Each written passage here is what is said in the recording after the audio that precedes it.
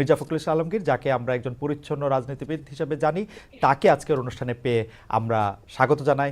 আপনাকে আন্তরিক কৃতজ্ঞতা জানাই যেন মির্জা ফখরুল ইসলাম আলমগীর, আপনি আমাদেরকে সময় দিয়েছেন এবং আমাদের সাথে যুক্ত হয়েছেন। না, আপনাকেও ধন্যবাদ যে আপনি আমাকে ডেকেছেন। আপনার সঙ্গে কথা বলতে এমনিও আমার ভালো লাগে। Thank you so much. আমি আমি আমি আমি যে প্রশ্নটি করতে চাই সেই প্রশ্নটি হচ্ছে যে অনেকের, মানে শুরুর প্রশ্নটি সেটি অনেকের প্রশ্ন। আমাদের আসলে অনেকগুলি প্রশ্ন আছে আপনার কাছে। আপনার যে প্রশ্নের জবাব আপনি যেভাবে দিতে চান সেভাবে দিবেন, না দিতে চাইলেও আমরা দিব, মানে আমরা এটা নিতে পারবো, এত অসুবিধা নাই। আমাদের প্রথম যে প্রশ্ন সেটি হচ্ছে যে জনাব তারেক রহমান দীর্ঘদিন দেশের বাইরে আছেন। আমরা দেখেছি যে 5ই আগস্টে ক্ষমতার পট পরিবর্তনের পরে শেখ হাসিনা পালিয়ে যাওয়ার পরে তিনি ভার্চুয়ালি একটি জায়গায় তার পরদিনই ভার্চুয়াল বক্তব্য দিয়েছিলেন, বিভিন্ন অনুষ্ঠানে অনলাইনে সক্রিয় থাকছেন, বক্তৃতা দিচ্ছেন। কিন্তু বিএনপির পক্ষ থেকে কি আসলে, দেশের পক্ষ থেকে এই দাবি আছে তাকে দেশে আসার, বা তারা মানে বিএনপি কখন মনে করে যে জনাব তারেক রহমানের দেশে ফেরা উচিত, মানে সে সময়টা কখন হতে পারে? না, এখানে আপনার যে প্রশ্ন আছে তার মধ্যে দু তিনটি আপনার দিক আছে। একটা হচ্ছে আপনার বলছেন যে বিএনপি দাবি তুলছে কিনা। এখানে এখন যে অবস্থা আছে তাতে বিএনপি দাবি তোলার প্রয়োজন নেই। এখন it will decided by Tarique Rahman himself, এবং পার্টিও সেটাই অপেক্ষা করছে। তার কতগুলো মামলা আছে, যে মামলাগুলো আপনার অনগোয়িং প্রসেসের মধ্যে আছে, কোর্টে আদালতে চলছে। আমরা যেটা সিদ্ধান্ত নিয়েছি যে ওই মামলাগুলো শেষ করেই দেশে আসবেন। সেক্ষেত্রে আরেকটি প্রশ্ন এরকম হতে পারে কিনা যে আমরা বেগম খালেদা জিয়াকে অনেক দিন পরে দেখলাম যে তিনি সশস্ত্র বাহিনী যে দিবস ছিল 21 নভেম্বর, সেটাতে তিনি উপস্থিত থেকেছেন। ডক্টর মোহাম্মদ ইউনূসও তার সাথে কথা বলেছেন, উপদেষ্টাদের মধ্যে থেকেও কেউ কেউ তার সাথে আসলে কথা বলেছেন, আমরা এরকম দেখেছি। যদি এই মুহূর্তে নির্বাচন হয়, যেটি আসলে বিএনপি যৌক্তিক সময়ের মধ্যে নির্বাচন দাবি করছেন, তাতে বেগম খালেদা জিয়া কি প্রার্থী হবেন, বা বিএনপি সংসদ নেতা বা প্রধানমন্ত্রী হিসেবে কাকে চাইতে পারে, চেয়ারম্যান নাকি ভারপ্রাপ্ত চেয়ারম্যান? এখানে এই মুহূর্তে এখনই আমাদের এই প্রশ্নগুলো নিয়ে আমরা আপনার কাজ করছি না। কারণ আমরা এখন আমাদের সামনে যে সবচেয়ে বড় চ্যালেঞ্জ সেটা হচ্ছে যে আপনার এই ইন্টারিম গভর্নমেন্টের কাজগুলো তারা যেন শেষ করতে পারে। অর্থাৎ যে সমস্ত সংস্কারের বিষয়গুলো আছে, সেই সংস্কার যে কয়েকটা আপনার খুবই নির্বাচন কেন্দ্রিক এবং প্রয়োজনীয়, সেই সংস্কারগুলো করে নির্বাচনের কথা আমরা বলছি। এবং আমরা মনে করি যে এটা আপনার যথা সময়ে সেটা অনুষ্ঠিত হবে। এবং দেশনেত্রী বেগম খালেদা জিয়া তো আমাদের পার্টির চেয়ারপারসন, এবং তিনি যদি নির্বাচন করতে সক্ষম হন শারীরিকভাবে, তাহলে অবশ্যই তিনি নির্বাচন করবেন। অন্যদিকে যেমন তারেক রহমান সাহেব আমাদের দলের হচ্ছেন ভারপ্রাপ্ত চেয়ারম্যান এখন আছেন, এবং তিনিও নির্বাচন করতে চাইলে তিনিও নির্বাচন করতে যদি চান সেটাও উনি করতে পারবেন, যে কটা সিটি তিনি করতে চান। তো এই নিয়ে কোনো সমস্যা নেই। সুতরাং খালেদা জিয়া নির্বাচন করলেন, প্রধানমন্ত্রী হলেন, বা তারেক রহমান সাহেব নির্বাচন করে প্রধানমন্ত্রী হলেন, এটা নিয়ে কোনো সমস্যা নেই। এই ব্যাপারে পার্টিতে আমাদের কোনো সমস্যা আছে বলে আমি মনে করি না। আলোচনা আছে কিনা, মানে মানে কে হবেন বা না, এ না, ব্যাপারে? এই ধরনের আলোচনার এখন প্রয়োজন নেই। কারণ খালেদা জিয়া, বেগম খালেদা জিয়া এখনো বেশ অসুস্থ।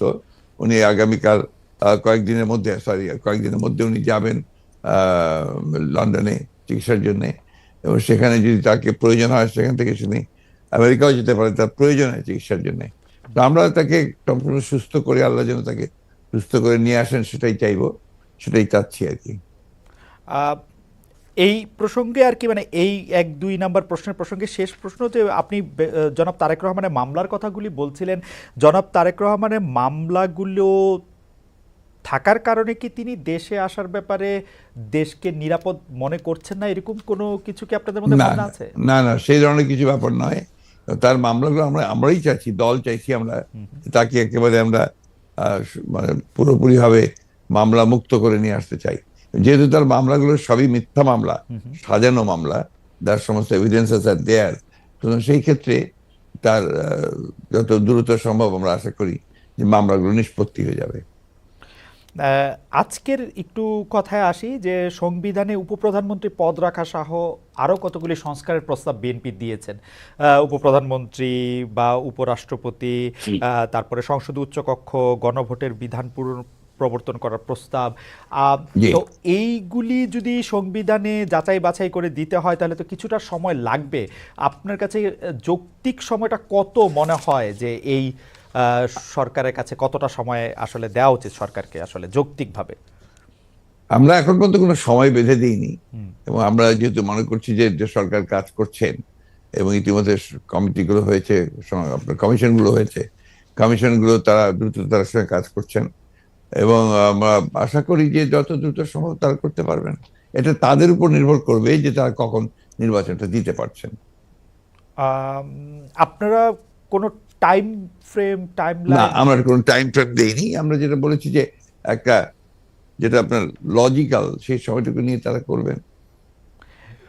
কেউ কেউ এরকম ইঙ্গিত করছেন যে বিএনপি আসলে এই মুহূর্তে নির্বাচনের জন্য আসলে চাপ দিতে চাচ্ছে সরকারকে, চাপ দিচ্ছে, তার ফলে সরকার একটু আনস্টেবল হচ্ছে।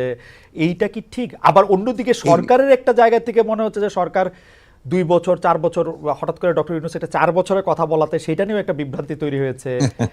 আপনি আমাদের, এটাকে কিভাবে দেখেন? আমি দেখি একটু ভিন্নভাবে। জি। এটা দেখি যে আমাদের দেশের মিডিয়া বা আপনারাই যারা মিডিয়াতে কাজ করেন, আপনারা সাথে স্পেকুলেশন করেন, এবং স্পেকুলেশন করলে এটা আপনাদের হয়তো বা খুব ভালো হয়, কিন্তু আমাদের জন্য আমরা এই ব্যাপারটাতে আমি ব্যক্তিগতভাবে খুব বেশি আগ্রহী নই। কারণ আমরা এই আপনি যে কথাগুলো বললেন তার একটার সঙ্গে কোনো বাস্তবতার মিল নেই, এবং আমরা সেই ধরনের কোনো চিন্তা করছি না বা সে ধরনের ঘটছেও না। এবং আমি এখন পর্যন্ত দেখিনি যে আপনার সরকার, যারা ইন্টারিম গভর্নমেন্ট আছেন তারা বেশি সময় থাকতে চান, 4 বছর থাকতে চান। কথাগুলো সেভাবে আসেনি, এগুলো আপনার মিসরিপ্রেজেন্টেড হয়েছে মিডিয়াতে। আর দ্বিতীয়ত আমরা যেটা বলছি, আমরা বলছি যে আমরা চাই যে আপনার একটা যৌক্তিক সময়ের মধ্যে সংস্কারগুলো হয়ে গেলে আমরা অবশ্যই নির্বাচনে যেতে চাই। আপনারা যৌক্তিক সময়টা, মানে হ্যাঁ আমাদের দোষ আছে জনাব মির্জা ফখরুল আলমগীর, আমরা ঠিকই, আমি দোষের কথা বলছি না না, না, মানে মানে আমি দোষের মিডিয়ার কথা বলছি না।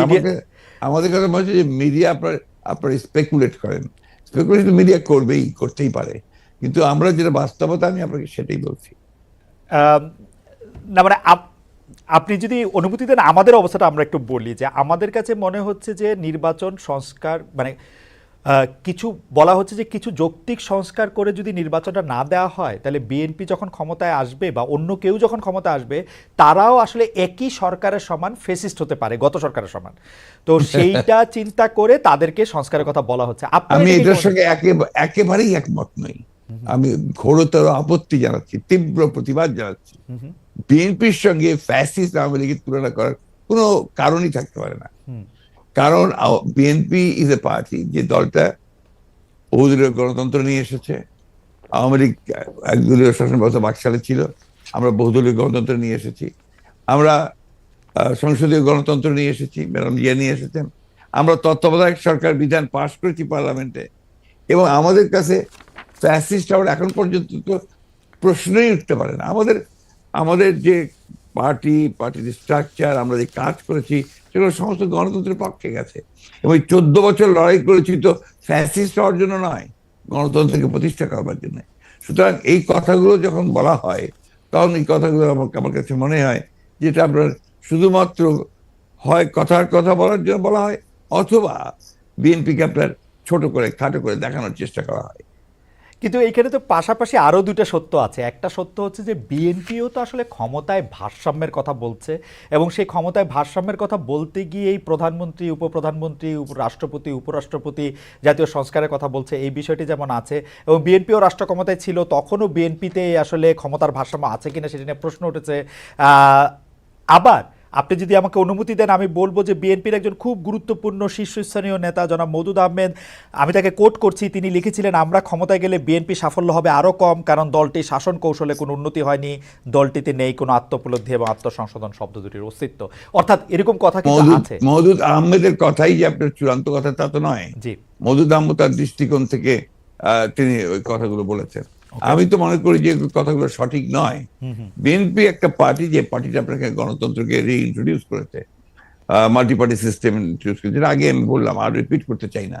তো বিএনপিকে ওই দলের সঙ্গে বা দলের সঙ্গে তুলনা করাটাকে আমি মনে করি এটা একটা সঠিক তো নয়। আমি মনে করি এটা একটা উদ্দেশ্য প্রণোদিত। আচ্ছা, আরেকটি ব্যাপার সেটি হচ্ছে আমার আগেকার প্রশ্নের সাথে সম্পর্কিত, যে গণ অভ্যুত্থানের মুখে শেখ হাসিনার দেশ ছেড়ে পলায়ন, আওয়ামী লীগের নিষ্ক্রিয়তা এক ধরনের, মানে আওয়ামী লীগ দেশের রাজনৈতিক প্রেক্ষাপট থেকে বাদ হয়ে গেছে, কেউ কেউ আমাদের মিডিয়ার ভাষায় কেউ কেউ বলছেন যে একটা -1 হয়ে গেছে। অন্তর্বর্তী সরকারকে নিয়ে কোনো -2 সংখ্যা কি আছে? কেন এই প্রশ্নটি উঠছে সেটিও আমি বলি, যেটা কিছুটা আপনি আগেই প্রশ্ন করেছেন যে আওয়ামী লীগ আমলে কিন্তু আমরা দেখেছিলাম যে বেগম খালেদা জিয়ার চিকিৎসার জন্য বারবার বলা হচ্ছিল, কিন্তু 3.5 মাস পরেও বেগম জিয়া এখনও দেশে আছেন, তারেক রহমান সাহেব এখনও দেশে ফিরেন নাই। তো এইটার ক্ষেত্রে কি -2 কোনো আশঙ্কা আপনাদের মধ্যে রয়েছে কিনা অন্তর্বর্তী সরকারকে নিয়ে? এই -2 তো এসেছিল আপনার 1/11-এ। এখন আপনার এই -2 কোনো সমস্যা নেই। কারণ হচ্ছে যে আমরা আগেই বলেছি, আমি গতকাল একটা ইন্টারভিউতে বলেছি যে বিএনপিকে এখন আর কেউ মাইনাস করতে পারবে না। এক। 2 নম্বর হচ্ছে আওয়ামী লীগ যদি নিজেরা মাইনাস হয়ে গিয়ে থাকে তো সেটা তো আওয়ামী লীগ হয়েছে, কারণ সে দেশেই নাই, তার নেত্রী পালিয়ে গেছে। সুতরাং আপনার এই জায়গাতে তো তারা নিজেরাই চলে গেছে। এখানে একটা জিনিস আমাদের সবসময় মনে রাখতে হবে যে রাজনৈতিক দলটি পলিটিক্যালি ব্যাংক্রাফ্ট হয়ে যায়। আওয়ামী লীগ তো এখন আসলে পলিটিক্যালি ব্যাংক্রাফ্ট একটা রাজনৈতিক দল। আমি আগে থেকে বলছিলাম কথাটা আর কি। তার কোনো রাজনীতি নেই।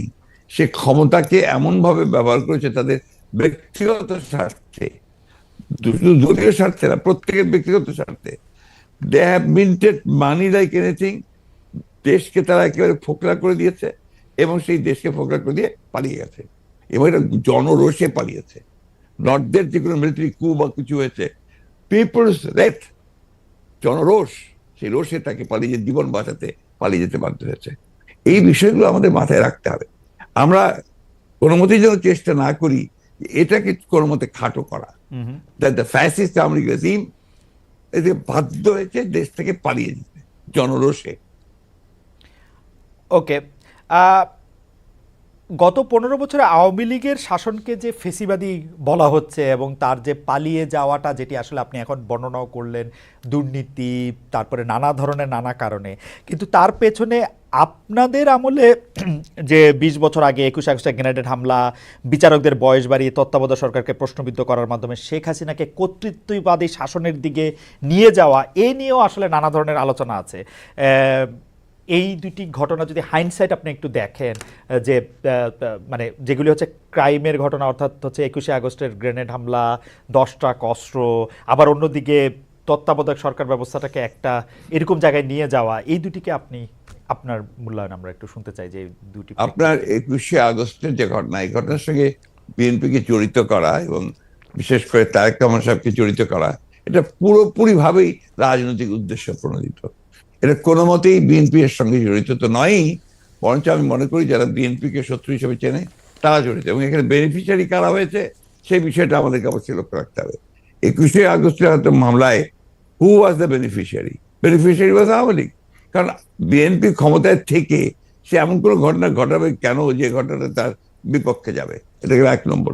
আর আপনি যে প্রসিডিংস গুলো দেখেন সমস্ত, আপনি তো একসময় বিচার বিভাগের মানুষ ছিলেন, দেখবেন যে তারেক সাহেবকে এখানে জড়িত করা হয়েছে 4টা আপনার আইও চেঞ্জ করার পরে। সর্বশেষ যে আইও নিয়ে আসা হয়েছে সে হচ্ছে আওয়ামী লীগ দলীয় ভুক্ত কাহার এখন, যে আপনার নিজে থেকেই তাদের নির্দেশে সে এই চার্জশিটটা করেছে, যেটা কোনো সম্পর্ক নেই। অন্যদিকে যে আপনার মূল আসামি ছিল, ভদ্রলোকের নাম আমি বলে যাচ্ছি, মৌলানা মুফতি মোহাম্মদ, তিনি, তাকে দিয়ে 164 দিন তাকে টর্চার করে তাকে দিয়ে একটা আপনার স্টেটমেন্ট করিয়ে নিয়েছিল। পরে দেখা গেছে যে উনি নিজেই সেটাকে আবার ভোগ করেছেন, বলেছেন যে এটা আমার কাছে আমাকে টর্চার করে নেওয়া হয়েছে। এবং দেখেন কিভাবে কি মারাত্মক ঘটনা, কোথায় চলে গিয়েছিল সবকিছু। এবং he was hang before the trial was complete. তো যে প্রধান আসামি তাকে আপনি আগেই অন্য একটা মামলাতে জুড়িয়ে দিলেন যাতে আসল সত্যটা বেরিয়ে নিয়ে আসে। তো এই কথাগুলো কিন্তু কেউ আপনার ইনভেস্টিগেটিভ জার্নালিজম করে না, যার ফলে এই বিষয়গুলো আসে। আপনারা পলিটিক্যালি জিনিসটাকে নিয়ে চেষ্টা করেন, ওটা why did you try to go deep into it? আমি বলি, শেষ করি প্লিজ। জি প্লিজ, ইনভেস্টিগেটিভ জার্নালিজমটা সিরিয়াসলি করেন এবং এটাকে ফাইন্ড আউট করেন যেটা আসলে ব্যাপারটা কি ছিল। সেটা করছেন না, করছেন যে বিএনপি কিন্তু সব করার জন্য করছেন। এটাকে আমি মনে করি এটা এক ধরনের রাজনৈতিক উদ্দেশ্য প্রণোদিত। ওকে, ওকে। আমি ইনভেস্টিগেটিভ জার্নালিজমের প্রসঙ্গে মানে আমি আপনাকে মাঝখানে ইন্টারাপ্ট করতে চাইনি, আমি শুধু বলতে চাইছিলাম যে এইটা তো আসলে আমাদেরও সীমাবদ্ধতা থাকে ইনভেস্টিগেটিভ জার্নালিজম যে আমরা করতে পারি নাই, কিন্তু এই কথাও তো সত্য যে বিএনপির আমলে আমরা একটা 21 আগস্টের গ্রেনেড হামলার পরে আমরা একটা জজ মিয়াকে দেখেছিলাম, যে জজ মিয়া হ্যাঁ, একটা বানানো হতে পারে, হতে পারে। আমি ধরে নিচ্ছি সেটা আপনারা মনে করছে যে ভুল, আমিও ভুল ধরে নিচ্ছি, কিন্তু আপনারা তো পারতেন এখানে একটা ইনভেস্টিগেটিভ জার্নালিজম করে আসল সত্যটা উদ্ঘাটন করতে, সেটা তো করেনি। আমি আপনাকে আসল সত্যটা বলছি, সেটা আমি বললাম। আপনি এই জিনিসগুলো তো আপনারা কখনোই তুলে ধরবেন না যে 4বার তার আয়ু চেঞ্জ করা হয়েছে, কখনোই তুলে ধরবেন না যে কার আকাঙ্ক্ষা দেওয়া হয়েছে যে আওয়ামী লীগের নমিনেশন চেয়েছিল, অবশ্যই তুলে ধরা, কখনোই তুলে ধরবেন না যে মুফতি মাহমুদকে বিচার শেষ হওয়ার আগে থেকে আপনার ফাঁসি দেওয়া হয়েছে। তো দিজ আর দ্য এভিডেন্সেস, যেখানে আপনি পরিষ্কার বুঝবেন যে একটা শুধুমাত্র সাজানো মামলা, তাকে এখানে জড়িত করার জন্য এই কথাগুলো এসেছে।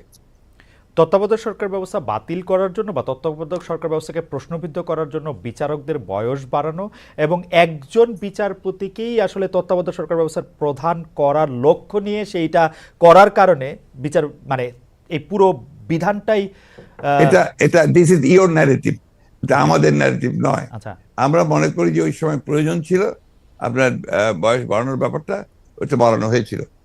ইট মে নট ওয়ার্ক, সেটা অন্য কথা।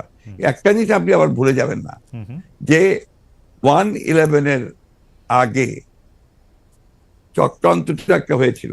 সে চক্রান্ত হচ্ছে যে আপনাদের সেই 9/11 ঘটেছিল তার আগে, আর এখানে আপনার কিছু পশ্চিমা দেশ একসাথে হয়ে চুইজডে ক্লাব তৈরি করেছিল, একই সঙ্গে ভারতবর্ষ তার সঙ্গে যুক্ত হয়েছিল, এবং তাদের মূল টার্গেটটা ছিল যে জাতীয়তাবাদী শক্তিকে এখান থেকে নির্মূল করা। এবং যেহেতু তারেক রহমান সাহেব জাতীয়তাবাদী শক্তির উঠতি নেতা ছিলেন, হি ওয়াজ দ্য রাইজিং লিডার, সুতরাং তাকে আপনারা মেলাইন করার জন্য, তার ভাবমূর্তি নষ্ট করার জন্য একটা পরিকল্পিতভাবে এই চক্রান্তগুলো করা হয়েছে এবং এই ক্যাম্পেইনটা চালানো হয়েছে, হুইচ ইজ টোটালি পলিটিক্যাল। অন্তর্বর্তীকালীন সরকার আসলেই আমরা আমরা আমরা আমরা আমরা দেখি যে এইটার সাথে আসলে নানান আশকথা পাশকথা যুক্ত হয়। আপনি যেটিকে আন্তর্জাতিক চক্রান্তের কথা আগের সরকার মানে 2007 সালে সরকার বললেন, এবার অন্তর্বর্তীকালীন সরকারের আগমনটাও কি আপনার কাছে একটা চক্রান্তের বিষয় বলে মনে হয়? কারণ আমরা দেখি যে প্রশ্নই উঠতে পারে না, প্রশ্নই উঠতে পারে না। আমরা দেখি যে এবারকার অন্তর্বর্তী সরকারের যে আগমন, এটা একটা জনগণ ছাত্রদের একটা সম্মিলিত আপনার আন্দোলন, একটা আপনার অভ্যুত্থানের ফলে। এখানে আপনি চক্রান্ত দেখছেন কোথায়? আমি এটাকে দেখছি যে এটা একটা বাংলাদেশের জনগণের একটা পুরোপুরিভাবে একটা বিপ্লবের আকাঙ্ক্ষা থেকে এটা এসেছে, এবং সেখান থেকে এসেছে যে they want to get rid of this fascist government, Hasina government, the murderer. তার বিরুদ্ধে আজকে আপনার জনগণ ফুঁসে ওঠে। আপনি চিন্তা করে দেখেন, আপনি তো দেশে ছিলেন না, সেই সময় যদি দেশে থাকতেন তাহলে দেখতেন শিশু, নারী, বৃদ্ধ কেউ ঘরে ছিল না, সব বেরিয়ে পড়েছিল। কারণ এই ফ্যাসিস্ট আমেরিকার হাতে প্রায় শত শত হাজার হাজার ছেলে মেয়েরা নিহত হয়েছে, হত্যা করেছে।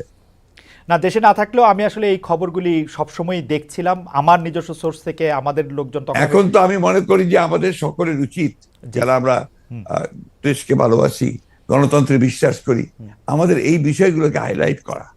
আমরা ফ্যাসিস্টদের যে বয়ান, যে বক্তব্য, সেই বক্তব্য যেন ফিরে না যায়। না, অবশ্যই আপনি যে প্রশ্নগুলো আনলেন, এর সবই হচ্ছে আপনার ফ্যাসিস্টদের বক্তব্য। ওকে, আমি ওই সময়কার কথায় আমি আপনার কথায় একমত যে এই বয়ানগুলি আওয়ামী লীগ আসলে গত 15 বছর ধরে বিভিন্নভাবে বিভিন্ন মাধ্যমে এটি দিতে চেষ্টা করেছে। আমরাও আপনার মাধ্যমেই বা বিএনপির শীর্ষ নেতৃবৃন্দের মাধ্যমে সেটি আসলে আপনাদের অবস্থান জানতে চেয়েছি, আপনারা কনসিস্টেন্টলি আপনাদের অবস্থান জানিয়েছেন। আমি এই সময়কার কথায় আসি। এইবারের যেটিকে আপনি জনগণ এবং ছাত্রদের আন্দোলন আপনি বলছেন, যে আপনার কাছে কি মনে হয় না যে এই আন্দোলনটি বিএনপির নেতৃত্বে হলে বা বিএনপি যত বছর ধরে এই আন্দোলনটি করতেছিল, সে বিএনপির নেতৃত্বে যদি আন্দোলনটি সফলতা পেত, তাহলে আসলে এই যে সরকার এবং সরকারের মধ্যে যে বিভিন্ন দুর্বলতার কথা আমরা শুনছি নানাভাবে, সেটি হতো না? আবার অন্যভাবে প্রশ্ন করলে যে এই আন্দোলনটিতে যে বিএনপি নেতৃত্ব দিয়ে সফল হতে পারল না, সেইটাকে আপনি কিভাবে মূল্যায়ন করেন? দুটো জিনিস। একটা হচ্ছে যে এখানে আপনার বিএনপি নেতৃত্বে হলে অনেক ভালো হতো, বিএনপির নেতৃত্বে হয়নি এই কথাটা বলছেন কেন? বিএনপি তো এর মধ্যে শেষ দিন পর্যন্ত, শেষ মুহূর্ত পর্যন্ত ছিল এই আন্দোলনে। এই ছাত্র জনতার আন্দোলন শুরু হয়েছে 2 মাস হলো, তার আগে তো আমরা মাঠে, এবং আমরাই আপনার মাঠেছি, আমরা জেলে গেছি, আমাদের 60 লক্ষ লোকের বিরুদ্ধে মামলা হয়েছে, আমাদের 700-এর উপরে মানুষ আপনার গুম হয়ে গেছে ইলিয়াস আলী সহ।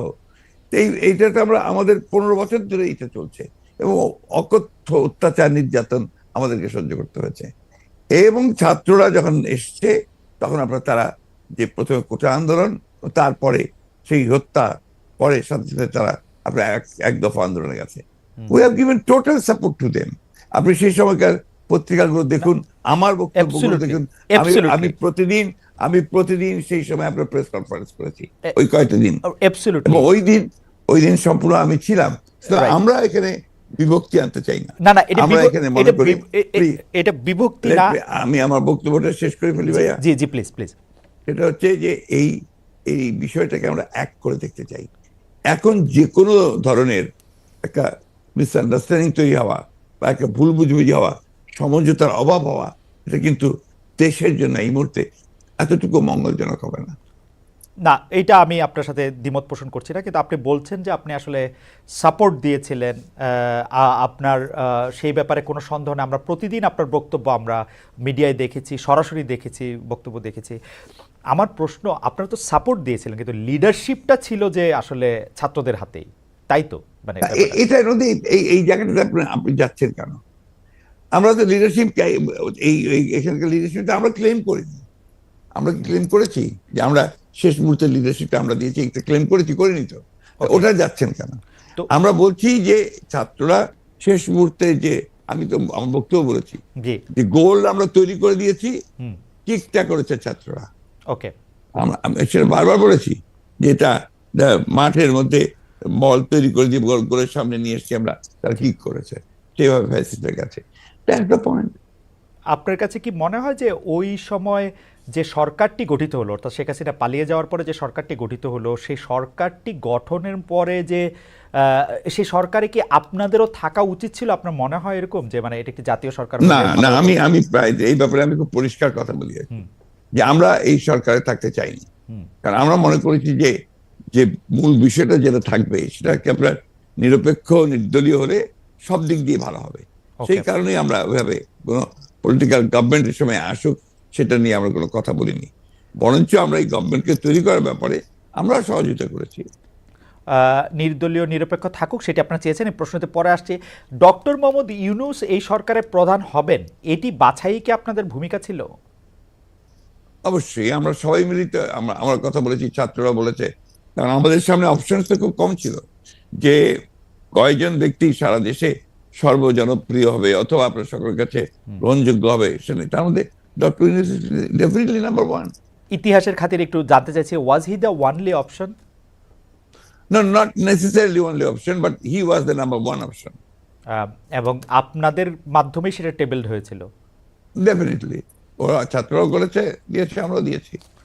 ওকে, এখন যখন ব্যাপারটা এরকম দাঁড়ায় যে অনেক ক্ষেত্রে আপনি শোনেন যে সরকারের পক্ষ থেকে বিএনপির অনেক সমালোচনা করা হয়, এবং কেউ কেউ এরকম বলতে চেষ্টা করেন যে বিএনপি কোনো ক্ষেত্রে আওয়ামী লীগের সাথে মিলেও আসলে এই সরকারকে একটু চাপে রাখতে চায়। সেই ব্যাপারটাকে তাহলে আপনি আসলে কিভাবে দেখেন? কারণ আপনি দেখুন, আমি খুব খুশি হতাম আপনি যদি মোর পলিটিক্যাল সাইডগুলোতে যেতেন। জি, আপনি এমন কতগুলো ব্যাপার নিয়ে আসছেন যে বিষয়গুলো কিন্তু আপনার, আমি মনে করি যে এই মুহূর্তে এই দেশের জন্য এই বিষয়গুলো খুব একটা ইম্পর্টেন্ট না, বরঞ্চ ক্ষতিকর। ওকে, আমি খুব কিছু ক্যাটেগরিক্যালি বলতে চাই আপনাকে যে এখন আমাদের সামনে যে বিষয়টা সবচেয়ে বড় প্রয়োজন সেটা হচ্ছে যে একদম পিসফুল ট্রানজিশন টু ডেমোক্রেসি।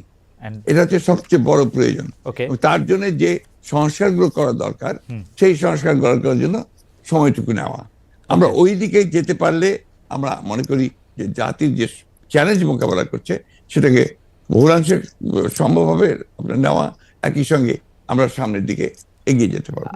তাহলে কি আপনি সংস্কার নিয়ে একটু কথা বলবেন, কিন্তু আমি আসলে সংস্কার নিয়ে যখন কথা বলতে চাই তখন তো আসলে একটা টাইমলাইন আমার জানতে হবে যে আসলে আপনার সংস্কারের না জন্য আপনার জানতে হবে, কিন্তু আমি তো দিতে নাও পারি। জি জি জি জি সেটি আপনি আপনার জানাটা তো আমার কাছে খুব বেশি ইম্পর্টেন্ট না।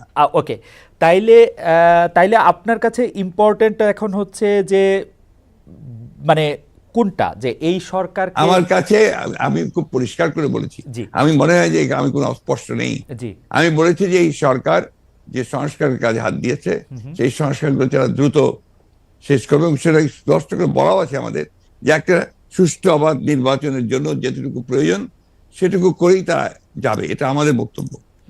They may think that না আরো করতে চাই, কিন্তু তাদের মূল যে 6টা কমিশন তারা করেছে সেই 6টা যত দ্রুত করতে পারে আমরা মনে করি সেটা দ্রুতই করে নিয়ে যাওয়া সম্ভব। এটা কোনো ব্যারিয়ার না, দিস ইজ নো ব্যারিয়ার। ওকে, আপনি কি মনে করেন যে নির্বাচন সুষ্ঠু করার জন্য সংবিধানে উপপ্রধানপতি, উপরাষ্ট্রপতি, দুইবারের বেশি প্রধানমন্ত্রী না হওয়া, সংসদ উচ্চকক্ষ, এগুলি খুব গুরুত্বপূর্ণ? মানে এগুলি না না, আপনি জিনিসটা ব্যাখ্যাটা বোধহয় আমার মনে হয় যে আপনি আপনার মতো করে দিচ্ছেন। ব্যাখ্যা দিচ্ছেন। আমরা যেটা সবাই আমরা যেটা লক্ষ্য করেছি সেটা আমরা দেখেছি যে আপনার বাংলাদেশের যে রাষ্ট্র কাঠামো যেটা বারবার পরিবর্তন হয়েছে ৭২ সাল থেকে আপনার কিছুদিন আগে পর্যন্ত শেখ হাসিনা সেটাকে আপনার তছনছ করে দিয়েছে। এটাকে একটা স্ট্রাকচার আনা দরকার। আগেরটাই যে থাকবে তার তো মানে নেই। আমরা মনে করেছি এই কাজগুলো হলে এটা আরো সুন্দর হয়, যে কারণে আমরা আমাদের মতো করে আমরা 31 দফা দিয়েছিলাম। সেই 31 দফার প্রেক্ষিতে আমরা এই বিষয়গুলোতে আমরা এসেছি। আমরা রাষ্ট্রপতি প্রধানমন্ত্রীর যে আপনার ক্ষমতার ভারসাম্য সেটাকে রক্ষা করতে চেয়েছি, এবং একই সঙ্গে আমরা মনে করেছি যে উপরাষ্ট্রপতি হলে সেখানে আরেকটা ব্যালেন্স তৈরি হয়। আমরা মনে করেছি যে আপনার উপপ্রধানমন্ত্রী হলে সে আরেকটা ব্যালেন্স তৈরি হয়, একটা মন্ত্রীদের মধ্যে প্রধানমন্ত্রীদের মধ্যেও ক্ষমতার ভারসাম্য সৃষ্টি হয়। Democracy and parliament form of democracy, এটা তো আপনার কারো কাছে সুনির্দিষ্ট একক ব্যক্তির হাতে ক্ষমতা থাকে না, right, parliamentary form of democracy বেশি করে। সেই জিনিসটাই আমরা করার চেষ্টা করেছি। আপনি আসলে এটি আমাদের স্বীকার করতেই হবে যে আপনি বরাবরই এই ব্যাপারে কনসিস্টেন্ট। আপনি এই ব্যাপারটি এমন কি অগস্টে শেখ হাসিনা পালিয়ে যাওয়ার পর সেই অগাস্ট থেকে আপনি বলে আসছেন যে আওয়ামী লীগকে বাদ রেখে নিষিদ্ধ করে নির্বাচন, গণতন্ত্র ঠিকঠাক চর্চা হবে না। আমি প্যারাফ্রেজ করছি, correct me if I am রং। প্রধান উপদেষ্টা ডক্টর মোহাম্মদ ইউনূসও সম্প্রতি সরাসরি বলেছেন বিএনপি যেহেতু চায় না সেহেতু আওয়ামী লীগকে নিয়েই নির্বাচন হবে। আওয়ামী লীগ নিয়ে আপনাদের এই অবস্থানের কারণ কি? প্রতিপক্ষের নিষ্ক্রিয়তার মধ্যে আমার মনে হয় এই জায়গায় বলতে আমি বাধ্য হচ্ছি, যে প্রফেসর ইউনূস সাহেব সঠিক, আমরা যেটা বলেছি সেটা সঠিকভাবে তিনি প্রেজেন্ট করেন নাই। কারণ আমরা চাই, এ কথা আমরা কোথাও বলিনি। আমরা বারবার একটা কথাই বলে এসেছি যে আওয়ামী লীগ একটা রাজনৈতিক দল, সে রাজনীতিতে থাকবে কিনা, নির্বাচন করবে কিনা, it will be decided by the people, not by any particular political party. আমি একটা রাজনৈতিক দল, আওয়ামী লীগ একটা রাজনৈতিক দল। সুতরাং আমি মনে করি এটা আমাদের জন্য শোভনীয় নয়, শালীন নয় যে আরেকটা দল থাকবে কি থাকবে সেই সম্পর্কে কমেন্ট করা। ওকে, পরিষ্কার। নির্বাচনেই সিদ্ধান্ত হবে যে আওয়ামী লীগ থাকবে কি থাকবে না। তাহলে হচ্ছে যে আপনাদের সাথে এইটা নিয়ে ডক্টর ইউনূসের আসলে সেই অর্থে কথা হয় না। আপনি বললেন যে সেটা আসলে হয়তো ওনার কাছে ভুল উপস্থাপন করা হয়েছে বা উনি ভুল বুঝেছেন। আমি জানি না উনি কিভাবে বলেছেন, এটা ওনার বক্তব্য, কিন্তু আমরা এই ধরনের কোনো বক্তব্য দেইনি। দর্শকদের মধ্যে অনেকেই একটি প্রশ্ন করছেন, একটু যেটি হচ্ছে যে আপনি গত 15 বছরের, বা যদি আমি বলি যে শেষ 7-8 বছরে আপনি অনেক বেশি যার সাথে মাঠের রাজনীতিতে আপনার কথার লড়াই হয়েছে, সে ওবায়দুল কাদের সাহেব একবার বলেছিলেন যে আপনার বাসায় গিয়ে উঠবেন এবং উনি এখন কোথায় আছেন সেটি জানেন না। আপনি জানেন কিনা এটি কেউ জানতে চাইছেন। আপনার কাছে আশ্রয় চেয়েছিলেন কিনা তিনি, আর কি প্রশ্নটা অনেকটা। আমি এই ধরনের প্রশ্নের উত্তর দেই না। ওকে, এটাকে আমি মনে করি যে রাজনীতিটা এটা খুব ইম্পর্টেন্ট না। ওকে, ঠিক আছে, আমি নেক্সট প্রশ্নে যাই। প্রশ্নে যাওয়ার আগে আসলে আপনার একটি কোট নিয়ে আমরা দর্শকদের কাছে জানতে চাইছিলাম যে সংবিধান সংস্কার হতে হলে নির্বাচিত সংসদ দরকার বলেছিলেন জনাব মির্জা ফখরুল ইসলাম আলমগীর। এই অবস্থান সঠিক বলে মনে করেন কিনা? এই অবস্থান সঠিক বলে মনে করছেন শতকরা 35% দর্শক, শতকরা 65% দর্শক মনে করছেন যে এই অবস্থান সঠিক নয়। 75,000 দর্শকের মধ্যে ভোট দিয়েছেন। আপনি এটি নিয়ে মন্তব্য করলেও করতে পারেন। অনেকেই মনে করছেন যে আগে সংস্কার হওয়া উচিত, পরে নির্বাচন হওয়া উচিত। এই ব্যাপারটিতে কি আপনার কাছে মনে হয় যে এটিতে আসলে কোনো একটা রেফারেন্ডাম দেওয়া উচিত, বা এটি আসলে? দেখুন, রেফারেন্ডাম দিলেও তো আপনার কনস্টিটিউশন অ্যাসেম্বলি লাগবে। রেফারেন্ডাম দিবে কে? আচ্ছা। আপনার মূল জায়গাগুলোতে আপনার ওইভাবে আলোচনা করতে আসলে না, আপনার যে আসলে এই সিদ্ধান্তগুলো নিতে হবে তো একটা ইলেক্টেড বডিকে। রাইট। সেই ইলেক্টেড বডি কনস্টিটিউশন অ্যাসেম্বলি হতে পারে, পার্লামেন্ট হতে পারে। আপনি সংবিধান যখন আপনি পাস করবেন, সেই সংবিধান পাসটা করবে কে? কে করবে? Who is the authority? সংবিধান নিয়ে যখন কথা উঠলো, তখন আরেকটা জনপ্রিয় কথা এরকম যে এই সরকারের আসলে সংবিধানের এত অনুগামী হওয়া দরকার ছিল না যে আসলে সংবিধানটাকে, আপনি কি এটা কেন মনে করেন? কেন সরকারের সংবিধান নিয়ে অনুগামী হওয়া দরকার ছিল না কেন? কারণ এটি ফেসিস্ট হাসিনার সংবিধান, মানে যারা যেটি বলছেন সেটির কথা আমি বললাম আর কি। মানে বিষয়টা তো হচ্ছে কি, ফ্যাসিস্টের সংবিধানকে আপনি বিপ্লব করে উড়িয়ে দেন, বাতিল করে দেন, সেটা আপনারা করেন নাই। সেটা তো এই সরকার করে নাই, বা তারা করতে পারে নাই। এটা যদি আপনার বাতিল করে দিত, সংবিধানকে উড়িয়ে দিত, একটা বিপ্লবী সরকার গঠন করতো, তাহলে এই প্রশ্নগুলো আসতো। এখন এই প্রশ্নগুলো অবান্তর। এখন এই প্রশ্নগুলো করা মানেই হচ্ছে আপনার পিছন দিকে চলে যাওয়া এবং এটাকে ড্র্যাগ করা। আমি মনে করি এই আলোচনাগুলো খুব বেশি প্রয়োজন নেই। আচ্ছা, শুধু একটু এটা জানতে চাই যে এটা যে আসলে ওরা বিপ্লবী সরকার করতে পারলো না, তখন যে সংবিধানটাকে উড়াই দিতে পারলো না, এর পিছনে কি কোনো কারণ আছে? আপনাদের কোনো পরামর্শ আছে? বা ডক্টর? আমি জানি না, তাদের তো আসলে একটা জিনিস আপনারা কেন ভুল করছেন। যখন এই আপনার এই বিপ্লব হয়, তখন কি ছাত্রদেরই বা আপনার কোন রকমের একটা অর্গানাইজ পলিটিক্যাল পার্টি? দেখেন, একটা বিপ্লব করতে হলে একটা বিপ্লবী সংগঠন দরকার, বিপ্লব করতে হলে একটা বিপ্লবী সেনাবাহিনী দরকার। এই বিষয়গুলোতে আমরা সবাই যা যা খুশি বলে যাচ্ছি, যার যেমন খুশি। এটা ঠিক না তো। আপনার বাস্তবতা সব কথা বলতে হবে, তাত্ত্বিক কথার সঙ্গে সঙ্গে বাস্তবতা থাকতে হবে। তো আমার কাছে মনে হয় যে এই বিষয়টি আপনি যেভাবে পরিষ্কার করলেন, সেটি আগেও আপনি বলেছেন, সেটি আসলে পরিষ্কার হলে আমাদের সবারই সুবিধা। এখন কেউ কেউ বলছেন এটি বিপ্লব না গণ অভ্যুত্থান না কি, সংবিধান থাকতে হবে না রাখতে হবে, সেটি নিয়ে আসলে অনেক কথা।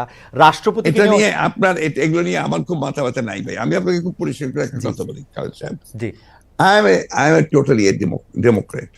আমি একটা আপাদমস্তক গণতন্ত্র বিশ্বাসী মানুষ, এবং এই গণতন্ত্র বিশ্বাসী মানুষ বলে আমি গণতন্ত্রের কথাই সরকার বলি। এটা তো হয়তো কেউ এগ্রি করবে, কেউ এগ্রি করবে না, কেউ বিভিন্ন কথা বলবে, কেউ বুঝতে পারবে না। কিন্তু আমি এটা বুঝি, যেহেতু একসময় বিপ্লবী দল করেছি, একসময় বিপ্লবের কথা বলেছি, বিপ্লবও করেছি, যুদ্ধও করেছি। আমি যেটা বুঝি সেটা হচ্ছে যে বিপ্লব যদি কেউ করতে চায়, তাহলে তাদেরকে বিপ্লবী সংগঠন লাগবে। বিপ্লব যদি করতে হয়, তাদেরকে বিপ্লবী সেনাবাহিনী লাগবে। তা নাহলে ওই বিপ্লবকে এক মুহূর্তের জন্য কন্টেইন করা যাবে না। ওকে। আপনি গণতন্ত্রের কথা বলেন বলেই আপনার কাছে আসলে আমাদের প্রশ্ন বারবার, যে আপনি সব মানুষের সমান অধিকারের কথা, গণতন্ত্রের কথা বলতে গিয়ে আপনি সব মানুষের সমান অধিকারের কথা বারবার বলছেন, সবার নিরাপত্তার কথা বলছেন, অথচ শাহবাগে সোমবার আন্দোলনরত সনাতনীদেরকে যুবদলের নেতৃত্বে লাঠিসোঁটা দিয়ে ধাওয়া দেওয়া হয়েছে বলে আমরা পত্রিকায় পড়েছি। আমরা যে কাজ প্রশাসনকে, পুলিশকে, সরকারি দলের লোকজনকে করতে দেখি, সেই দায়িত্ব আসলে যুবদল কেন নিচ্ছে? আপনি এটা নিয়ে কিছু বলবেন? এই দায়িত্বটা যুবদলের উপরে কেন চাপাচ্ছেন আপনারা? যুবদল যে করেছে তার প্রমাণ আছে। কেন ওয়াই দিস এই ধরনের বক্তব্য যাওয়ার চেষ্টা হচ্ছে কেন? আপনি সবসময় আমরা লক্ষ্য করেছি যে একটা এই ধরনের ঘটনাগুলোর সঙ্গে বিএনপিকে জড়িত করার চেষ্টা করা হয়। এই ধরনের ঘটনাগুলোর সঙ্গে এটা কোনো মতেই বিএনপির সঙ্গে কোনো সম্পর্ক নেই। এটা was the government, the police, তারা করেছে এটা। আর সেই সঙ্গে আপনার সেই ছেলেরা যারা আপনার হয়তো সেখানে ছিল, তারা করেছে। যুবদলের কেউ এটার সঙ্গে জড়িত ছিল না। তার মানে যুবদল এজ এ পার্টি কখনোই ছিল না। তার মানে bdnews24.com-এর যে রিপোর্টটা আমরা পড়ছি, সেই রিপোর্টের ক্ষেত্রে এই কথা বলা হয়েছে, তাহলে এটা আসলে ঠিক না? আমি এই রিপোর্টের সঙ্গে একমত নই। ওকে। আমরা 5 আগস্টের পরে এইটা খুব দেখতেছি যে বিএনপির সমালোচনা করতেছেন জামায়াতের আমির, বিএনপিকে ইঙ্গিত করে এরকম কথাও বলা হয়েছে, তাদের তো নির্বাচনও লাগে না। আওয়ামী লীগ ইতিমধ্যে যা দখল করেছিল, আওয়ামী লীগ ফুটপাত থেকে শুরু করে সব বিএনপি দখল করে নিয়েছে। যা আওয়ামী লীগ 15 বছর সাজিয়েছিল তা দখল করে নিয়েছে, 80% দখল করে নিয়েছে, ইত্যাদি ইত্যাদি। এই ব্যাপারটাকে আসলে পলিটিক্যালি আপনি কিভাবে দেখছেন? যে মানে আসলে মানে আমি পলিটিক্যালি ভাই ভিন্নভাবে দেখি। আমি ব্যক্তিগতভাবে আমি খুব পজিটিভ মানুষ। আর আমি আপনার ঠিক ওই নিন্দুকের পর্যায়ে পড়ি না ব্যক্তিগতভাবে, মেবি আমার পলিটিশিয়ান হিসেবে সে দুর্বলতা হতে পারে। আমি প্রত্যেকটা জিনিসকে আপনার সামনে ফরওয়ার্ড লুকিং দেখতে চাই এবং একটা একটা পজিটিভ ভাবে দেখতে চাই। তো সেই কারণেই আপনার জামাত ইসলাম কি বললো না বললো, কবে কি বলেছে না বলেছে, এগুলো আমি খুব বেশি দেখি না। আপনাকে আমি সত্য কথা বলছি, আমি মনে করি যে জামাত ইসলাম আমাদের সঙ্গে ইতিপূর্বে ফ্যাসিস্ট বিরোধী আন্দোলন করেছে ছিল, তারা যদি, আমরা যুগপৎ আন্দোলন করেছি, তারা যদি আমাদের সঙ্গে আবারও থাকে এবং করে, তখন আমরা সেগুলো চিন্তা করে দেখবো যে তাদের সঙ্গে আমরা কাজ করতে পারবো কি পারবো না। তো জামাত ইসলামের সঙ্গে এই যে একটা বিরোধ সৃষ্টি করার চেষ্টা, বা অন্যান্য দলগুলোর সঙ্গে বিরোধ সৃষ্টি করার চেষ্টা, গণতান্ত্রিক দলগুলোর সঙ্গে বিরোধ সৃষ্টি করার চেষ্টা, এটাকে আমি মনে করি এটা বোধহয় গণতন্ত্রের জন্য খুব শুভ নয়। আমরা এটি দেখেছিলাম যে এই শেখ হাসিনা সরকারের সময়ও আপনি সব সময় সব রাজনৈতিক দলের সাথে সংলাপ, আলোচনা, কথাবার্তা প্রাধান্য দিয়েছেন। যারাই আপনার কাছে এসেছেন বা যারাই আপনাদের সাথে কথা বলতে চেয়েছেন তাদের সাথে কি ধরেন আমরা এক ধরনের নাগরিক ঐক্য দেখেছিলাম, মানে নাগরিক ঐক্যকে আমরা একসাথে দেখেছিলাম। আমরা দেখেছিলাম যে ডক্টর কামাল হোসেনের দলের সাথেও আপনাদের একটা ওই ঐক্যগুলির বা ওই রাজনৈতিক দলগুলির সাথে বিএনপির কথাবার্তা বা প্ল্যাটফর্মটা এখন কেমন? মানে আমি আর নাম না বললাম। খুবই ভালো। জি, আমাদের প্রত্যেকটি দলের সঙ্গে প্রত্যেকেরই আপনার অত্যন্ত চমৎকার একটা আপনার যোগাযোগ আছে। যেহেতু আপনার এখন সময়টা ভিন্নভাবে যাচ্ছে, আমরা নিজেদের কাজ করার চেষ্টা করছি। আন্দোলন যেহেতু নেই, যুগপৎ আন্দোলনের বিষয়টা নেই, but we are in touch always. আজকে তো মোস্তফা মহসিন মন্ত্রীর সঙ্গে আমার কথা হয়েছে, আপনার গতকাল গণতন্ত্র মঞ্চের প্রায় সকলের সঙ্গে বসে আমরা কথা বলেছি, আমার অফিসে বসে কথা বলেছি। We are in touch. আমরা বিষয়গুলো দেখছি, পর্যবেক্ষণ করছি। আমরা সরকারকে যতটুকু পারা যায় আমাদের পরামর্শ দেওয়ার চেষ্টা করছি। আমরা গণতন্ত্রটা চাই, আমরা নির্বাচনটা চাই দেশের স্বার্থে, জনগণের স্বার্থে। কালের কণ্ঠকে আপনি একটি সাক্ষাৎকার দিয়েছিলেন, সেখানে জাতীয় সরকার নিয়ে একটি প্রশ্ন আসছিল। সেখানে আপনি বলছিলেন যে এরই মধ্যে আন্দোলন অংশগ্রহণকারী একটি দল নিয়ে একটি জাতীয় সরকার গঠন করার কথা বলেছি। এই জাতীয় সরকারটার কি নির্বাচন পরবর্তী সময়ে হবে? এটা কিসের ভিত্তিতে আপনার জাতীয় সরকার? আমরা বলেছিলাম যখন আমরা আপনার যুগপৎ আন্দোলনে যাই, সমস্ত রাজনৈতিক দলগুলোর সাথে যখন আমরা আলোচনা শুরু করি, এটা ছিল আমাদের প্রায় 2-3 বছরের একটা প্রক্রিয়া। 2-3 বছরের এই প্রক্রিয়ার পরে আমরা ওই যুগপৎ আন্দোলনে একমত হই এবং একটাতে এগিয়ে যাই। এখানে আমরা যেটা চিন্তা করেছিলাম যে আমরা আন্দোলন করব, আন্দোলন করার পরে নির্বাচন হবে। সেই নির্বাচনে আন্দোলনকারী দলগুলো যারা পার্লামেন্টে আসবে অথবা আসবে না, তাদেরকে সঙ্গে নিয়ে একটা আপনার জাতীয় সরকার গঠন করা। এই জন্য আমরা যে 31 দফা দিয়েছি, এই 31 দফাকে বাস্তবায়ন করার ব্যাপারটা আমাদের একার পক্ষে খুব ডিফিকাল্ট হবে। সমস্ত দলগুলোকে সম্পৃক্ত করে আমি মনে করি যে আপনার এই ক্রাইসিস পিরিয়ডে, যখন একটা চ্যালেঞ্জিং পিরিয়ড আসে, তখন বেস্ট হচ্ছে যে গোটা জাতিকে ঐক্যবদ্ধ করা। আমাদের বক্তব্য মূল বিষয়টাই ছিল জাতীয় ঐক্য। সেই জাতীয় ঐক্য আমরা সৃষ্টি করতে পেরেছিলাম বলেই কিন্তু হাসিনাকে এত দ্রুত চলে যেতে হয়েছে। অন্য একটা প্রসঙ্গ, এই প্রসঙ্গে আসলে আপনাকে বারবার এই প্রশ্নের উত্তর দিতে হয়েছে যে অন্তর্বর্তী সরকারে কি কোনো স্থানীয় সরকারের নির্বাচন করা উচিত? এটা আমার ব্যক্তিগত মত, আমি বলছি আমার দলের এখন এই ব্যাপারে কোনো সিদ্ধান্ত হয়নি। তবে স্থানীয় অন্তর্বর্তী সরকারের প্রথম প্রায়োরিটি হওয়া উচিত জাতীয় সংসদ নির্বাচন। অন্তর্বর্তী সরকারের প্রথম প্রায়োরিটি জাতীয় সরকার। মানে অনেক ক্ষেত্রে বলা হচ্ছে যে নির্বাচিত প্রতিনিধি না থাকার কারণে অনেক সমস্যা হচ্ছে, তৃণমূলে অনেক ঝামেলা হচ্ছে। সেটি এর চেয়ে সবচেয়ে বড় সমস্যা তো হচ্ছে পার্লামেন্ট নেই। আচ্ছা, পার্লামেন্ট না থাকলে যে সমস্যা হয় সেটা সবার আগে, এবং পলিটিক্যাল ক্রাইসিস যেটা হচ্ছে দেশে, ইকোনমিক ক্রাইসিস, তার সবকিছুর মূলেই হচ্ছে আপনার দেয়ার ইজ নো পার্লামেন্ট। পার্লামেন্টটা তো একটা শুধু পার্লামেন্ট না, এটা তো দেশের অর্থনীতি, রাজনীতি, সমাজনীতি, স্বাস্থ্য, শিক্ষা সবগুলোকেই তারা একটা পলিসির মধ্যে আনে, নিয়ন্ত্রণের মধ্যে আনে। তো সেই বিষয়টা আমরা সবার আগে দরকার।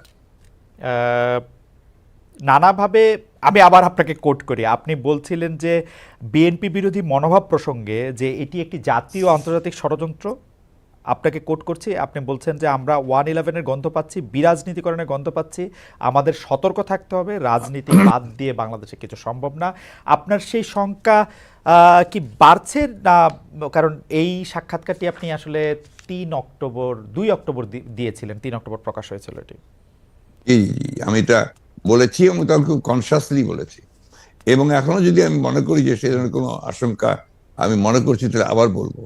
কারণ বাংলাদেশের অতীত অভিজ্ঞতা যেটা রয়েছে, যে আপনার এই ধরনের সময়গুলোতে এক্সট্রা আপনার যে ডিপলিটাইজেশনে যারা বিশ্বাস করে, তার সামনের দিকে এগিয়ে আসে, and they create problem for the peaceful transition to democracy.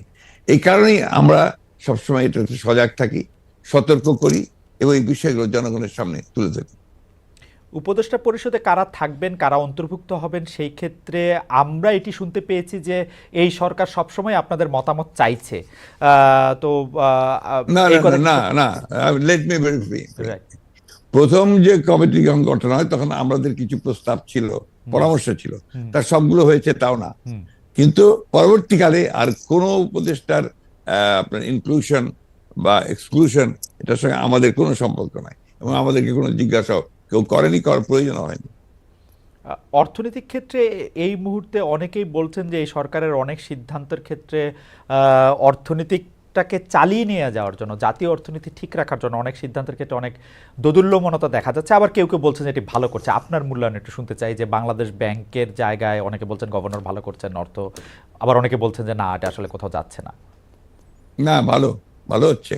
আমরা মনে করি, আমার কথা নয়, আমরা আপনার বিভিন্নভাবে যে শুনতে পাই, তাতে বাংলাদেশ ব্যাংক এবং ফিনান্স মিনিস্ট্রি এরা আপাতত এখন পর্যন্ত এই যে একেবারে ধ্বংসস্তূপ, হাসিনা তো শেষ করে দিয়েছে ভাই। এই বিষয়গুলো আমরা কেউ বারবার বলি না কেন? Why did you say these things again and again? She has destroyed the entire political structure and the economic structure, এবং লুট করে শেষ করে নিয়ে গেছে। চিন্তা করতে পারেন যে একটা দেশ থেকে যদি 2,00,000 কোটি ডলার লোপাট করে নিয়ে যাওয়া হয়, তার কি থাকে? সেটাই তারা করেছে এখানে। তো সেখান থেকে টেনে তুলতে, এই ধ্বংস থেকে টেনে তুলতে এই 3 মাস কি enough time? In no way. সুতরাং we must give them time, we must give them support এবং পরামর্শ দিতে হবে। তাতে করে আমি তো মনে হচ্ছে যে কিছুটা ইমপ্রুভ অবশ্যই করেছে। শেখ হাসিনা যে বাংলাদেশের অনেকগুলি গুরুত্বপূর্ণ প্রতিষ্ঠান, বা বলতে গেলে প্রায় সবগুলি গুরুত্বপূর্ণ প্রতিষ্ঠানকে ধ্বংস করেছেন এবং প্রতিষ্ঠান ধ্বংস করে নিজে বড় হতে চেয়েছেন, সেটি নিয়ে আমার অন্ততপক্ষে কোনো দ্বিধা বা মানে আমার কোনো দ্বিমত নাই। আপনার এই বক্তব্যের সাথে একমত। এটি আমি বারবার বলতেও চাই। এইটি বলতে আমি তখনও বলতে আমি কখনো দ্বিধা করি না, এখনো আমি বলতে এটি দ্বিধা করি না। কিন্তু প্রশ্ন হচ্ছে যে মানে প্রতিষ্ঠান ধ্বংস করার ক্ষেত্রে আমি যেগুলি প্রতিষ্ঠান বলি, আমি আরো পরিষ্কার করে বলতে চাই যে বিচার বিভাগ, প্রশাসন, শাসন, সংসদ, প্রেস, মানে যেগুলি ক্ষেত্রে আসলে রাষ্ট্র দাঁড়িয়ে থাকে স্তম্ভ বলে, মানে ওই প্রত্যেকটি প্রতিষ্ঠানের, নির্বাচন কমিশন, এগুলি ধ্বংস এই আগের সরকারের আমলে সম্পূর্ণভাবে মানে ধ্বংসপ্রাপ্ত হয়েছে, যে মানে বাংলাদেশ ব্যাংক। কিন্তু আমার প্রশ্ন হচ্ছে যে 2,00,000 কোটি টাকার কথাটা আপনি শুধু বলছেন না, অনেক অর্থনীতি বলছেন, আমাদেরকে সেই ধ্বংসস্তূপ থেকে হয়তো আমরা রেহাই পাবো না, কিন্তু আমরা কি কংক্রিট এভিডেন্স পাচ্ছি সে আসলে 2,00,000 কোটি টাকা কোথায় গেল, কে নিয়ে গেল, কার কাছে গেল? না, নিশ্চয়ই ওই তো কাজ তো করছেন এখন, এত দ্রুত তো হবে না আপনার। অলরেডি তো দেবপ্রিয় ভট্টাচার্যের যে একটা কমিটি করা হয়েছে, তারা কাজ করছেন, এটার উপরে ইনভেস্টিগেশন হচ্ছে, কিছু কিছু বেরিয়েও আসছে, কে কোথায় গেছে, কোন দিন গেছে। একটু তো একটা সময় লাগবে তো পুরো জিনিসটা করতে, but things are coming out. আপনাদের মিডিয়াই আপনারা দেখাচ্ছেন, এগুলো মিডিয়াই আপনারা বের করে নিয়ে আসছেন। আপনি কি বাংলাদেশের মিডিয়া বা আমরা যেগুলি দেখাচ্ছি সেই সব কথাগুলি আপনি আসলে ফ্যাক্ট হিসাবেই সবসময় নিতে পারছেন কিনা? কারণ অনেকে বলছেন যে শেখ হাসিনা সবাই যেমন চাপ ছিল, এখন অনেকে চাপ আছে। কোনো চাপ নেই, এগুলো ভুল কথা। যারা এগুলো বলে তারা আপনার নিজের দায় এড়ানোর জন্য বলে।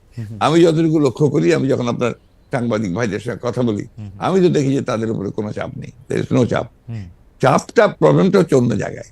প্রবলেমটা হচ্ছে যে এখানে যে স্ট্রাকচারটা, মিডিয়ার যে স্ট্রাকচার গড়ে উঠেছে, এটা আপনার কর্পোরেট হাউস বেসড, এবং এখানে বেশিরভাগ কর্পোরেট হাউসের যারা ছিলেন, তারা আপনার আগের সরকারের সঙ্গে তাদের অত্যন্ত ঘনিষ্ঠ সম্পর্ক ছিল ব্যবসাগত কারণে। ফলে ওই জায়গাটা তো এখনো শেষ হয়ে যায়নি, ওখানে কিছু কিছু সমস্যা আছে। এবং এই ফ্যাসিস্টের সঙ্গে যারা কাজ করেছেন, যারা তাদেরকে তারা দোষর হিসাবে কাজ করেছেন, দে আর স্টিল দেয়ার। শুধু আপনি ওই জায়গাটা তো পরিষ্কার হয়নি পুরোপুরি, ইট উইল টেক টাইম। ব্যাপারটা কোনো দলের না, কিন্তু ব্যাপারটা হচ্ছে ফ্যাসিজম, এটা আমাদের মাথায় রাখতে হবে। ব্যাপারটা হচ্ছে অ্যান্টি ডেমোক্রেসি। এই বিষয়গুলো আমাদের রাখতে হবে। এখন বলছে আমার anti the rights of the people, anti the voting rights of the people. Human রাইটসের বিরুদ্ধে, এই বিষয়টা একদিকে, আর গণতন্ত্র একদিকে।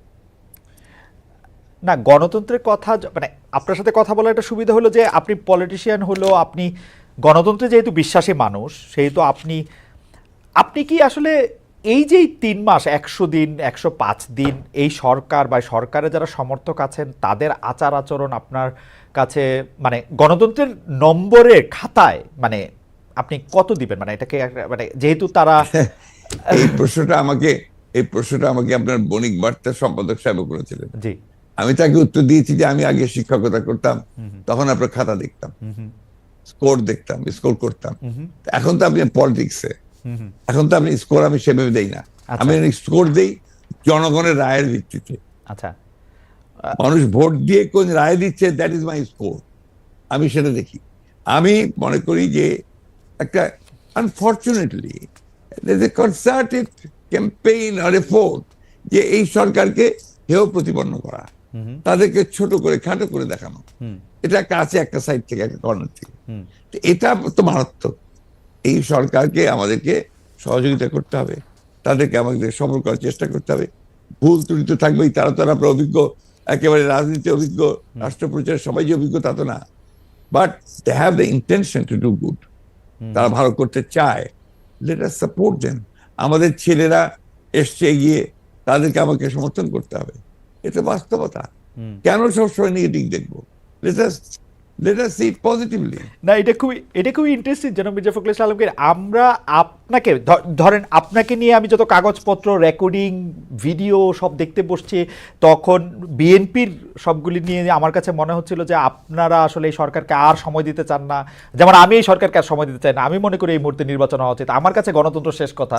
কিন্তু আপনার কথা শুনে মনে হচ্ছে যে আপনি আসলে যৌক্তিক সময় দিতে চান, এবং যৌক্তিক সময়টা আসলে কতদিন সেটাও আপনি বলতে চান না, সেটা আসলে 3 বছরও হইতে পারে। তো এটা একটা মানে না না, ভুল কথা। আপনি আবার যে বলেন 3 বছর হতে পারে, 3 বছর কখনোই যৌক্তিক সময় নাই। এবং আপনার আমি যৌক্তিক কথাটা আপনার ব্যাখ্যাটাকে আমরা সঠিকভাবে নিতে হবে। একটা অর্থাৎ একটা এই যে সংস্কার, কয়েকটা কথা আমি বলেছি, সংস্কার তো শেষ হয়ে যাচ্ছে 30 ডিসেম্বরের মধ্যে, নভেম্বরের মধ্যে সাবমিট করবে, 31 ডিসেম্বরের মধ্যে সমস্ত চূড়ান্ত সাবমিট হবে, তারপরে আলোচনা হবে, তারপরে আমার তো মনে হয় এটা খুব বেশি সময় লাগার কথা নয়। কিন্তু তারা একটি নতুন ভোটার তালিকা করতে চাচ্ছে, নতুন ভোটার তালিকা করলে তো এটা তো সময় লাগবে আসলে সংস্কার। খুব বেশি সময় লাগার কথা না তো। নতুন ভোটার তালিকাও যদি করতে চায় তাও বেশি সময় লাগার কথা না। আর ভোটার তালিকা করতে নিয়ম আছে, সেই নিয়মে করলে তো কোনো সময় লাগবে না। উপদেষ্টাদের মধ্যে কেউ কেউ আমাকে বলেছেন যে শুধু ভোটার তালিকা করতেই আজকে যদি শুরু করে তাহলে 9 মাস লাগবে।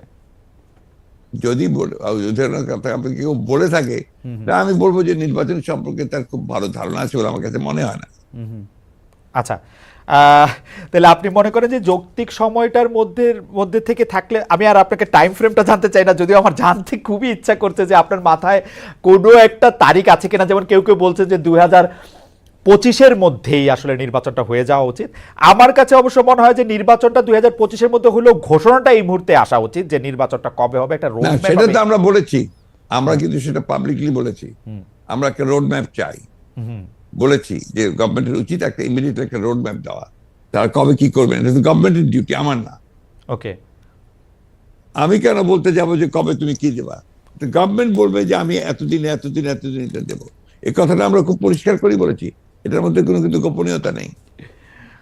গভর্নমেন্টের যারা সাপোর্টার তারা বলছে যে একটি নির্বাচন থেকে আরেকটি নির্বাচন দেওয়ার জন্য এই আন্দোলন হয় নাই, আন্দোলনটি হয়েছে অনেক কিছুকে সামনে রেখে। অনেক যারা এই কথা বলছে, যারা এই কথা বলেছে, তারা সবাই আন্দোলনের সঙ্গে কতটা জড়িত ছিল সেটা আমি জানি না।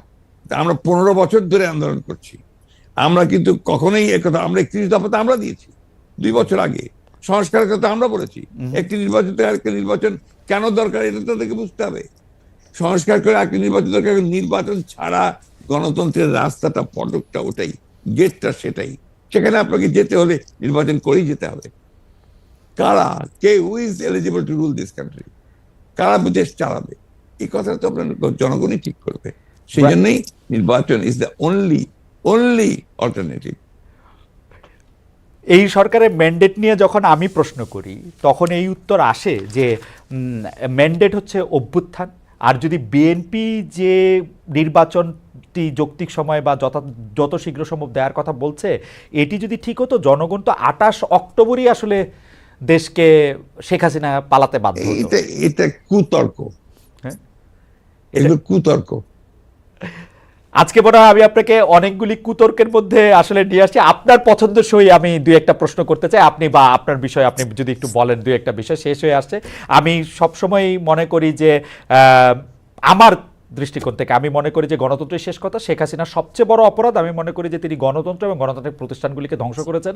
দুর্নীতি বা অন্যান্য অন্যায় অত্যাচার জুলাই মাস সেগুলি সব মাথায় রেখে আমি বলি তার সবচেয়ে বড় অপরাধ হচ্ছে তিনি গণতন্ত্রকে ধ্বংস করেছেন। আমরা আর গণতন্ত্রের ধ্বংসের জায়গায় আর দেখতে চাই না। আপনার পছন্দের যদি কোনো বিষয় থাকে আপনি এটা একটু আমাদেরকে একটু বলতে পারেন। আজকে আমি দুঃখিত যে অনেকগুলি অপ্রিয় বিষয় আপনাকে আমার হয়তো মানে আপনার অপ্রিয় বিষয়ের অপ্রিয় প্রশ্নের উত্তর দিতে আমি অভ্যস্ত, অতীত দিয়েছি আমি এখন, এবং এই আত্মবিশ্বাস আমার আছে যে আপনার এই অপ্রিয় প্রশ্নগুলোর উত্তর আমি আমার মতো করে দিতে পারবো। আমার বিশ্বাস আমার দর্শক যারা, শ্রোতা যারা, তারা সেটাকে গ্রহণ করতে পারবেন। আমার কাছে একটাই প্রশ্ন, এই দেশটা আমাদের। আমরা 1971 সালে স্বাধীনতা যুদ্ধ করেছি, পাকিস্তান হানাদার বাহিনীকে উঠিয়েছি।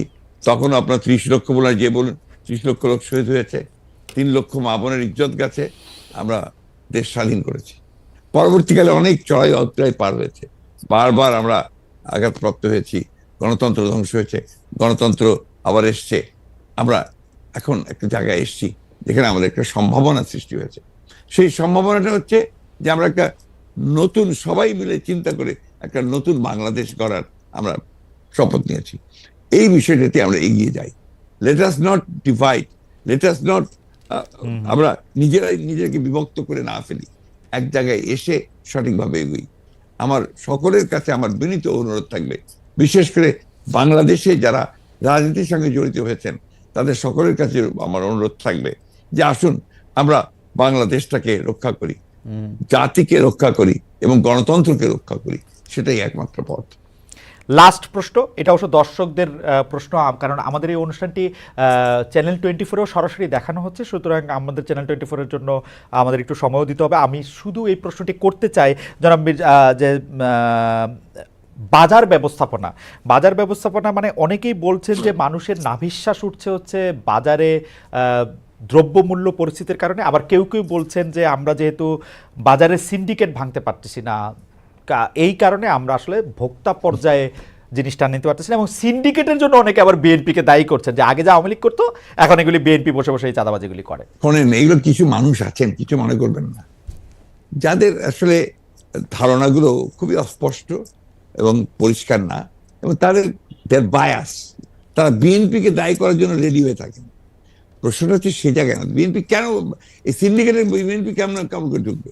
এর আগে তো আপনার আওয়ামী লীগ দীর্ঘ 15 বছর ধরে তারা সিন্ডিকেট তৈরি করে লুটে খেয়েছে। আপনি বলেন, আমি নামগুলো বলতে পারি। হ্যাঁ, আপনার সালমান রহমান, আপনার এস আলম থেকে শুরু করে যতগুলো মানুষ আপনার আছে, তাই তো এইসব বাজার ব্যবস্থা সিন্ডিকেট তৈরি করেছে। এবং কনজিউমার গুডস যা ইম্পোর্ট করা হয় তারা এরাই ইম্পোর্ট করে এবং এখনো তারাই নিয়ন্ত্রণ করে।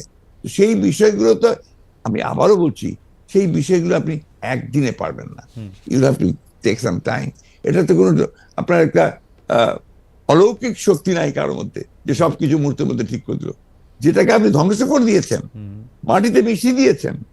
অর্থনীতি বলতে বড় বড় মেগা প্রজেক্ট করেছেন, কিন্তু মানুষ তো শেষ হয়ে গেছে। সেটাকে ফিরিয়ে নিয়ে আসতে it will take some time definitely, and we must give that time. এমনিতে সাপ্লাই চেনের ক্ষেত্রে অনেক সময় সরবরাহ লাইনের ক্ষেত্রে যেটা ছোট মানে স্থানীয় পর্যায়ে আপনারাও বিএনপি থেকে আসলে আহ্বান জানিয়েছেন এরকম কেউ করে থাকলে আসলে তার বিচার করা, অনেক ক্ষেত্রে আপনারা কাউকে বহিষ্কারও করেছেন। এই ব্যাপারটাকে আপনি কত বড় সমস্যা মনে করেন যে মানে আসলে? না, আমি আমাকে বলি, আমি কিন্তু মাঠের মানুষ। আমি আপনার ঢাকা বেস পলিটিশিয়ান নই, আমি মাঠ থেকে উঠে এসেছি রাজনীতি করতে করতে। আমি পৌরসভার মেয়রও ছিলাম, চেয়ারম্যান ছিলাম। শুধু আই নো যে আপনার মাঠে বাজারে হাটগুলোতে কি হয় না হয়। এখানে আমাদের দুর্ভাগ্য যে গত 53-54 বছরেও আমরা মার্কেটিং সিস্টেমটাকে আমরা ঠিক করতে পারিনি, কোনো গভর্নমেন্টই পারেনি, মেবি দ্যার ভেস্টেড ইন্টারেস্ট বলে পারেনি। এখানে ওই বিষয়টাকে আমরা যদি সঠিক করা না যায় তাহলে এটা কোনোদিনই ঠিক করা যাবে না। সেটা হচ্ছে যে আপনার যে মার্কেটিং এর মাঝখানে যে সমস্ত আপনার এই যে দালালরা যারা আছে আপনার, যারা ভাগ করে নিয়ে যায়, ভাগ করে টাকাগুলো নিয়ে যায় 4টা 5টা 6টা করে, সেখানে কিন্তু বেরিয়ে আসতে পারলে ওই কৃষক যে দামে বিক্রি করছে সেই দামটা ভোক্তারা পাবে না। That is the problem. সুতরাং এইটা করার জন্যে আপনার সুনির্দিষ্ট প্ল্যানিং দরকার, পরিকল্পনা দরকার এবং সময় দরকার, যেখানে আপনি এটা করা সম্ভব হবে। আপনি জানেন খুব ভালো করেই পৃথিবীর বিভিন্ন দেশে আপনার কোঅপারেটিভস আছে, অ্যাসোসিয়েশনস আছে, আপনার যারা ফার্মার্সদের, যারা আপনার এইসব মার্কেটিং এর সঙ্গে জড়িত হয়। আমাদের এখানে আনফর্চুনেটলি সেই ধরনের সেগুলো কিছু গড়ে ওঠেনি, উঠতে দেয়নি বা ভেস্টেড ইন্টারেস্ট গ্রুপ। এই জায়গাগুলোকে ঠিক করার জন্য ভবিষ্যতে যারা সরকারে আসবেন তারা এটা যেন কাজ করতে পারেন এবং অর্থনীতিবিদরা যেন ওই লক্ষ্যে কাজ করেন, সেটা অত্যন্ত জরুরি ব্যাপার। জনাব মির্জা ফখরুল ইসলাম আলমগীর, আপনাকে অনেক ধন্যবাদ। আপনি আজকে অনেকগুলো বিষয়ের অবতারণা আমরা করেছি, আপনি সবগুলো বিষয়েই আসলে আপনার অবস্থান, দলের অবস্থান চমৎকারভাবে প্রাঞ্জল ভাষায় আপনি বর্ণনা করেছেন। আমাদের দর্শকরা খুব উপভোগ করেছেন, তারা খুবই অ্যাক্টিভ ছিলেন। 14,000-এর মতো দর্শক, কনকারেন্ট ভিউ ছিল আমাদের ইয়েতেই, চ্যানেল 24 নিশ্চয়ই অনেকে দেখেছেন এবং অনেকে অনেক মন্তব্য করেছেন। বেশিরভাগ আপনার সাফল্য কামনা করেছেন, দলের সাফল্য কামনা করেছেন, কেউ কেউ কিছু সমালোচনাও করেছেন। আমরা পলিটিক্সে যখন করি তখন সমালোচনা সহ্য করতে হবে। আপনাকে ঠিকানার পক্ষ থেকে অনেক বেশি ধন্যবাদ এবং কৃতজ্ঞতা জানিয়ে আজকের অনুষ্ঠান শেষ করছি এখানে। আপনাকে অনেক ধন্যবাদ। আসসালামু আলাইকুম। দর্শকদের ধন্যবাদ। জি দর্শক, আগামী বৃহস্পতিবার নিশ্চয়ই নতুন অনুষ্ঠানে আপনাদের সঙ্গে দেখা হবে। সেই পর্যন্ত আপনাদের সবাইকে অনেক অনেক ধন্যবাদ।